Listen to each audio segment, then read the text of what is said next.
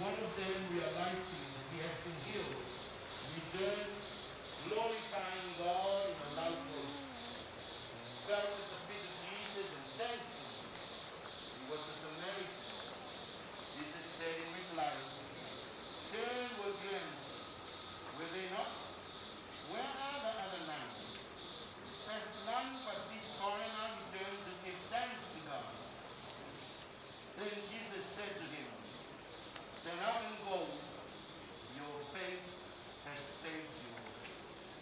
This is the gospel of the Lord. Praise to you, Lord Jesus Christ. Philosophy says that we ourselves are the question of our existence.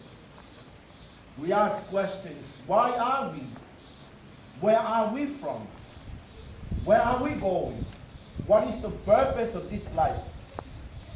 We ask these questions because we are not the source of our being. We are just contingent beings, still becoming, according to philosophy. But the book of Genesis reminds us, in the two story of creation, in the starting of the Bible, that we are here because of God. God created us, and because He created us, we are also here to serve and to love God with everything. And I think that is the purpose of this life as well. Although there are many things happening around us, but God is always journeying with us, carrying us and looking after us. After this and that, we know that there is that loving God protecting and guiding us.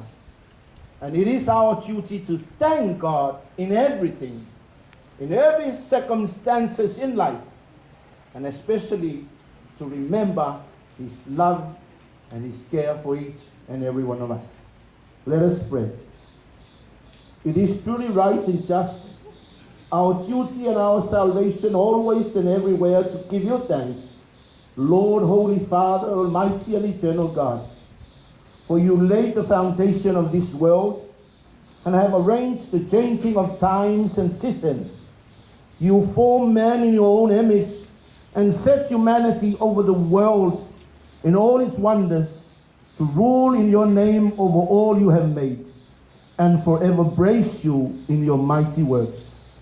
We pray for your blessings upon the people of America as we commemorate this special day for them. Bless this gathering and let it be a celebration of thanksgiving, love, joy, and peace. And may your name be always praised in all we do. We ask this through our Lord Jesus Christ, your Son, who lives and reigns with you and the Holy Spirit, one God, forever and ever. Amen. Father, and of the Son, and of the Holy Spirit. Amen.